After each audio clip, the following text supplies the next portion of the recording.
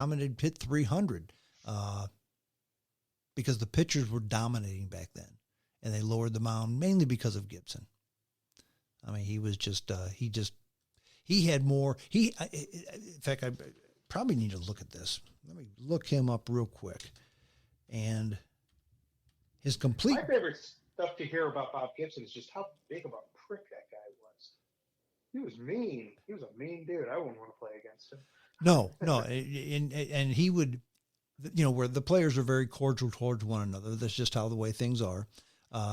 If Gibson caught you talking to the opposition in a nice way, he'd undress you in the locker room or in the dugout. Say, look, don't talk to him during the game. That's the enemy. Your job is to beat him, not to be nice towards him.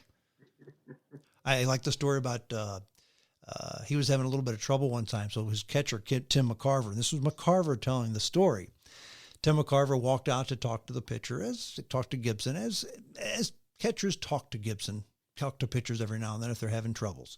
So McCarver walked up to Gibson, and Gibson said, "What are you doing here?" He said, "Well, I want to talk about, your approach." He said, "Look, the only thing you know about hitting is that only thing you know about pitching is you can't hit it.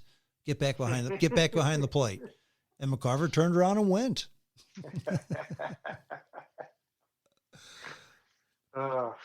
But he was he had 255 complete games in his career. 255. Oh my gosh. 28 complete games in 68 and in 69. 2 years in a row, he had 28 complete games. Now, he only started 34. So of the 34 games he started, he's finished every game but 6. Every game but 6 he finished. By the way, that year he was 22-9. So he finished all the games but 6. Do the math. He finished a lot of games that he lost. Yeah. Yeah. Wow. 1.12 ERA, and he was 22-9. I always wonder if Bob Gibson.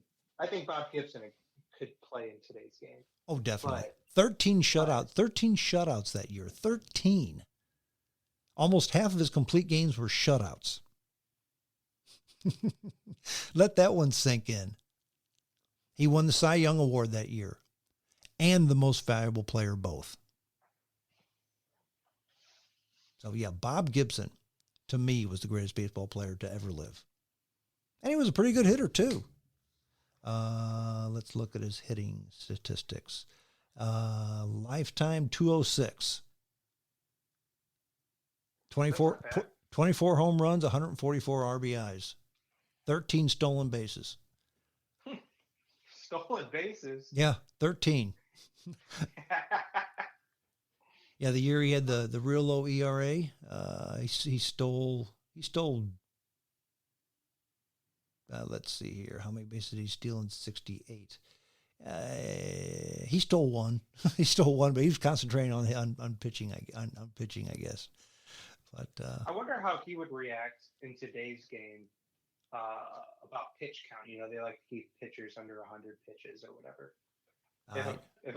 If the manager came to pull him when he's playing well because his pitch count's too high, how do you think he would take that? Yeah, I don't think he'd take it at all. I mean, I don't know how many pitches he threw, but like I said, I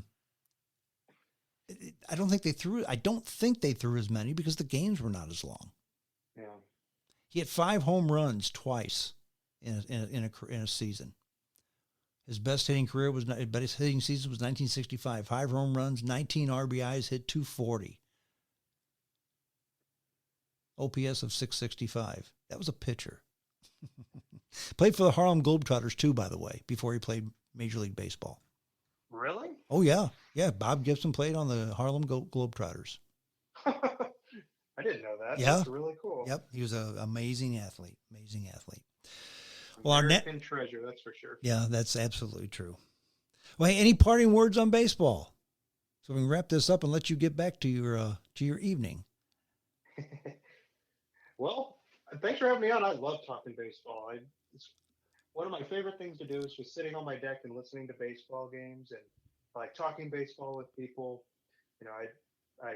I really, really enjoyed my time on the show, James. Thank you so much for having me. Well, thanks for coming on. That's why I had you, because I knew that you were a big baseball fan, as was I. Take care, JJ. Appreciate you coming on the show. Thanks, James. You bet. Take care. Well, that's it. We're done. Thanks for joining us. JamesStrongShow@hotmail.com. That's the email address. Send me your email address. I will send you a link to the podcast. After it's published, you can download it and listen to it at your leisure. Okay? Thanks. Until next time, this is James Strong saying adios.